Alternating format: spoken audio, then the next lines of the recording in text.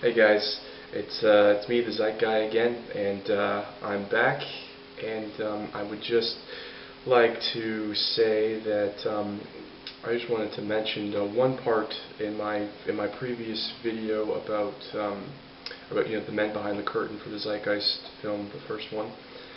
Is that I don't think I did mention in my video about the Gulf of Tonkin. I think I did it when I was editing. It didn't say, but I did mention it briefly. But it's very important to point out that the Gulf of Tonkin incident, it was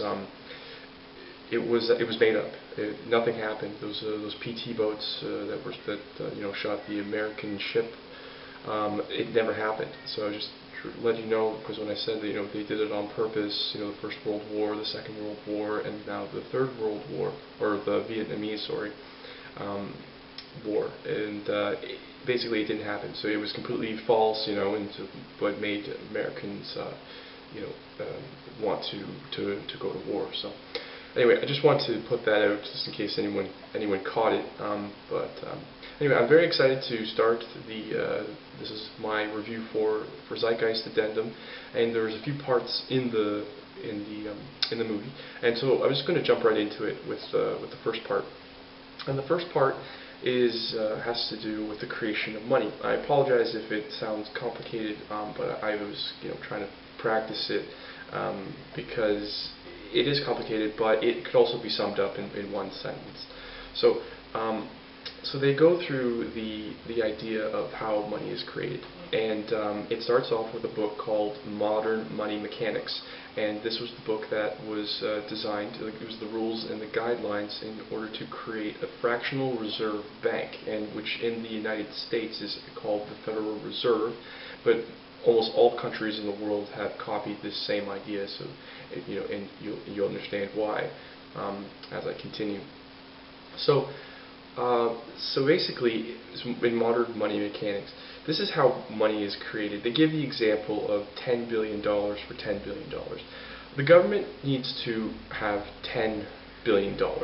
So the only way it can be created is through a fractional reserve bank.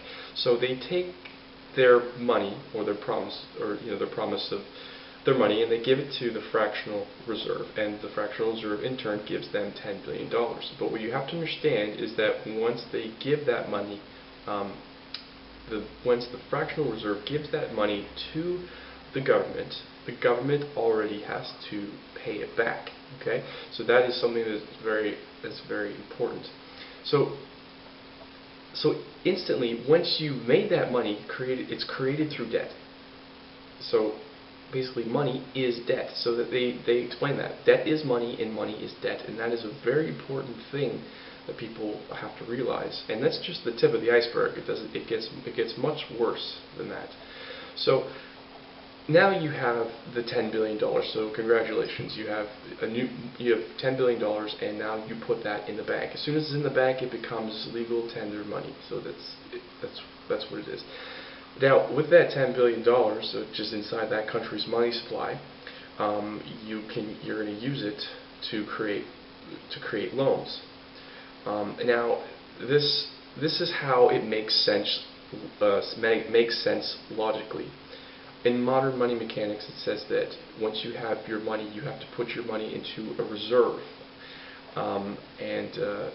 if you wanted to create loans out of that money that you've deposited, you have to put at least 10% down, which logically means that you would have to put down $1 billion. And that list works like as a collateral. So now you have two reserves. You have a reserve of $1 billion, and then you have the rest is the $9 billion. And from that $9 billion, you can take another 10%, and from that 10% of that you can take another 10%, and it continues and continues. The problem with this is that the money decreases, but logically that's exactly the way that it's supposed to work. So, having said that, that is the logical way, because it just makes sense. You're going to take 10%, you're going to put 10% down, and then you have the other 90% that you can create more loans from.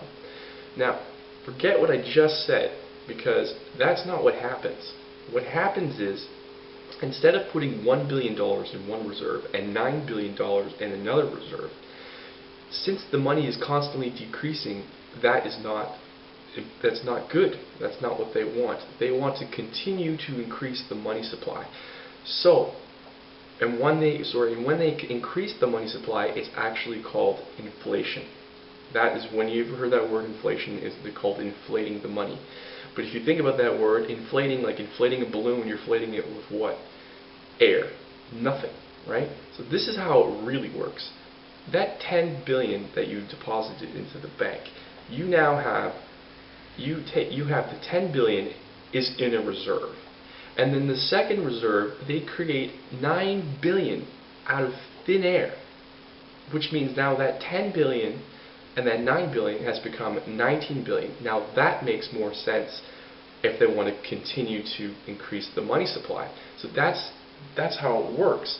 So then they take another 10% from that 9 billion and then 10% off of that and then 10% off of that, and they continue, but they keep their original deposits. So it might sound complicated. I hope that simplified it, but this is the simplifying in one sentence means that every deposit that you put into the bank 9 times can be created out of nothing, which means if you were to put $10 in the bank, instantaneously they add another $90 that are created out of thin air to create more loans for people. And why they want to create more loans for people is so they can, when they put out the loans, they have to pay it back. Okay? So that is the basis of it. So this is a very, very big problem. So the money is debt. This is very important to understand because it was created out of debt, and it puts people in debt all the time. Now, since money is debt, and if you were to pay, like let's say every dollar that was owed in the United States or Canada or whatever country that you're from was paid back, with all the debt and everything was paid back, there would be no money left, right? There's no money left. So if money is debt, then people must ask the question, what gives the money value? And that's what the inflation is. Inflation has the power to give the money that's in circulation the value. The fluctuation, can go up and it can go down.